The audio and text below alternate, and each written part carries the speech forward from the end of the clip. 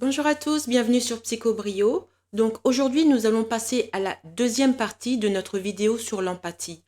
Et nous allons parler de différents aspects de l'empathie, c'est-à-dire les obstacles à l'empathie. Nous allons voir aussi les causes de l'empathie. Et enfin, nous finirons avec quelques conseils pour mieux pratiquer l'empathie. Donc avant de commencer, si vous ne l'avez pas déjà fait, n'oubliez pas de vous abonner et aussi d'appuyer sur la cloche de notification. Comme ça, vous serez alerté à chaque fois que je téléchargerai une nouvelle vidéo. Merci. Donc, l'empathie, c'est la deuxième partie. Nous allons parler de l'obstacle à l'empathie, parce que dans la première partie, nous avons déjà défini qu'est-ce que l'empathie.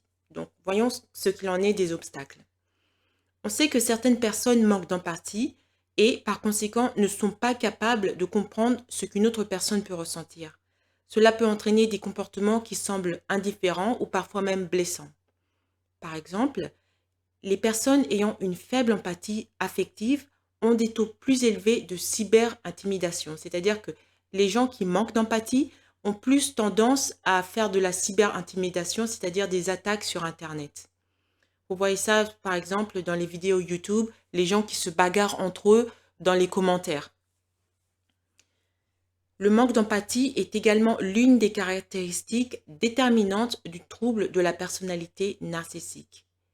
Quelques raisons pour lesquelles les gens manquent parfois d'empathie comprennent les biais cognitifs, c'est-à-dire un biais cognitif, c'est les préjudices en quelque sorte.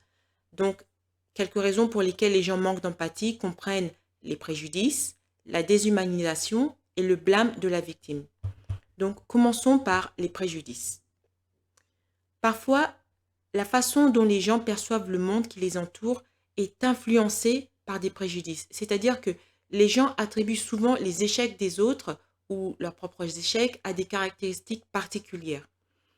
Par exemple, imaginez que vous conduisez et la voiture devant vous conduit, mais d'une manière, la personne qui conduit la voiture devant vous conduit d'une manière très très lente. Et donc, ça vous énerve parce que vous allez être en retard à votre rendez-vous, etc. Et vous dites, sans trop y penser, oh, ce conducteur en face de moi, ce doit être un vieillard. Ça, c'est un préjudice sur les personnes âgées, parce que vous assumez qu'une personne âgée conduit naturellement lentement. Ça, c'est un genre de préjudice. Et ça participe au fait que parfois les gens manquent d'empathie. Peut-être que la personne en face de vous, c'est tout sauf un vieillard. Ça peut être une personne malade ou etc., etc. Un autre obstacle de l'empathie, comme on l'a vu, ça peut être la déshumanisation.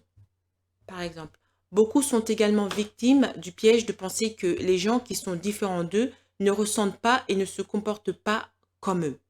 Ceci est particulièrement fréquent dans le cas où d'autres personnes sont physiquement distantes. Par exemple, lorsqu'ils regardent des rapports sur une catastrophe ou un conflit dans un pays étranger, les gens peuvent être moins susceptibles de ressentir de l'empathie s'ils pensent que ceux qui souffrent sont fondamentalement différents d'eux-mêmes. Imaginez que vous regardez le journal à la télévision et vous constatez qu'il y a encore une guerre dans ce pays étranger. Et vous vous dites, ces gens-là, hein, ces martiens, ils ne font que ça, ils ne font que se battre. Donc, vous les déshumanisez. Vous les réduisez à l'état d'une entité qui ne pense qu'à se battre. Or, ce n'est pas comme ça que les humains sont. S'ils sont en train de se battre, c'est beaucoup plus compliqué que ça à expliquer. Et maintenant, la troisième partie, pourquoi est-ce que les gens parfois ont des obstacles à l'empathie? La troisième partie, ça peut être le blâme de la victime. Parfois, lorsqu'une autre personne a subi une expérience terrible, les gens font l'erreur de blâmer la victime pour leur situation. C'est la raison pour laquelle on demande souvent aux victimes d'actes criminels ce qu'elles auraient pu faire différemment pour prévenir le crime. Cette tendance découle de la nécessité de croire que le monde est un endroit juste et équitable. C'est le désir de croire que les gens obtiennent ce qu'ils méritent et méritent ce qu'ils obtiennent. Cela peut vous tromper en pensant que des choses aussi terribles ne pourraient jamais vous arriver. L'exemple qu'on pourrait utiliser, c'est imaginer une femme qui a été agressée dans la rue et vous dites, elle a été agressée comme ça, regardez la manière dont elle s'habille. Elle porte des jupes trop courtes ou des vêtements trop moulants, c'est peut-être pour ça qu'elle a été agressée. Donc, ça, c'est le fait de blâmer la victime, manquer d'empathie en blâmant la victime. Maintenant, nous allons voir les causes de l'empathie. On sait qu'il y a des causes qui peuvent être neuroscientifiques, émotionnelles ou sociales. On va les examiner ici. Donc, en ce qui concerne les causes neuroscientifiques, les chercheurs ont découvert que différentes régions du cerveau jouent un rôle important dans l'empathie.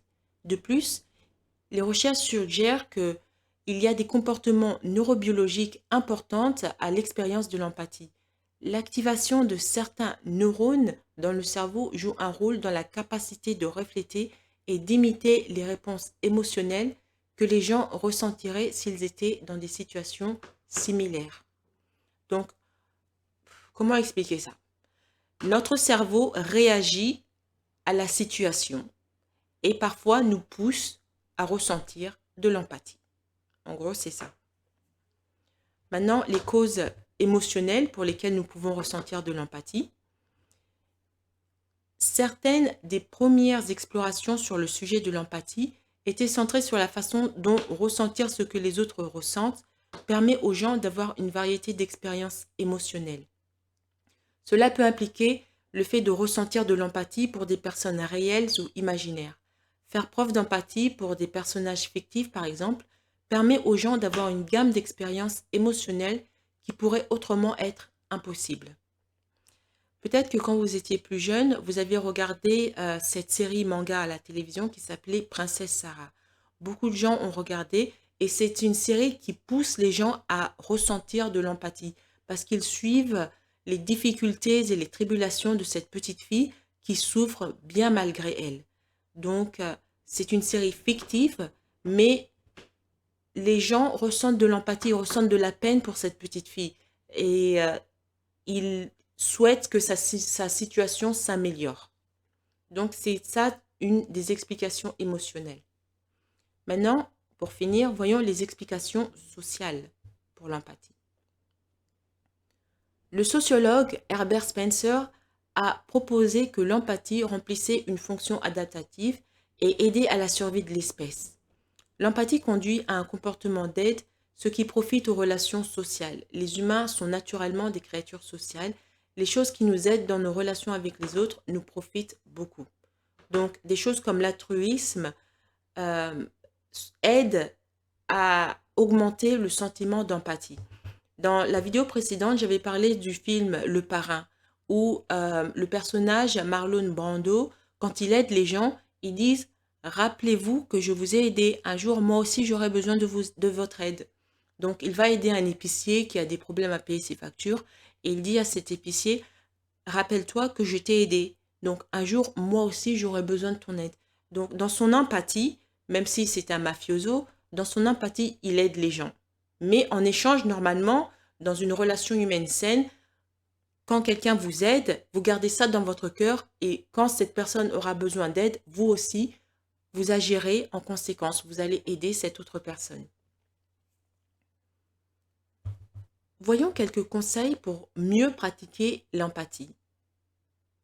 Donc, on sait que l'empathie est une compétence que nous pouvons apprendre et nous pouvons même la renforcer. Donc, il y a quelque chose que nous pouvons faire, il y a quelque chose au pluriel que nous pouvons faire pour y arriver. Ici, je vais donner environ 10 à 11 exemples. Voyons déjà. Point numéro 1, travailler à écouter les gens sans interrompre. Point numéro 2, faire attention au langage corporel et au type de communication non verbale.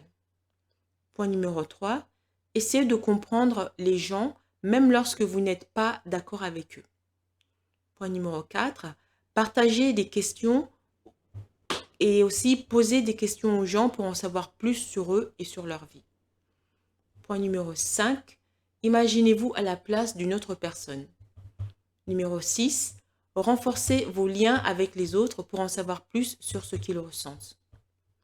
Numéro 7, cherchez à identifier les préjugés que vous pourriez avoir et comment ils affectent votre empathie pour les autres.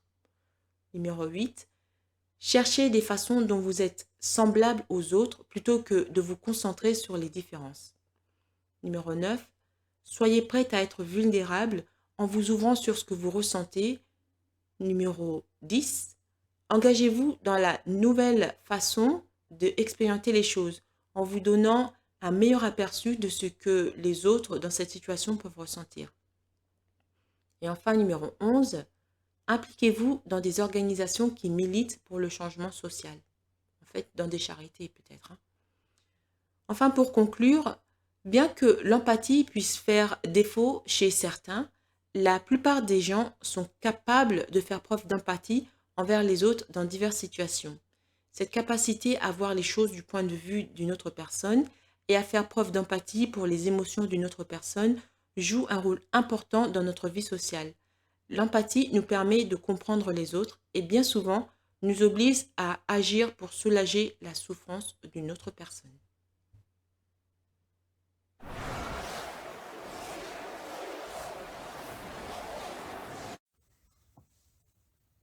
Merci d'avoir écouté cette vidéo. Avant de partir, n'oubliez pas de vous abonner et de partager cette vidéo en ligne.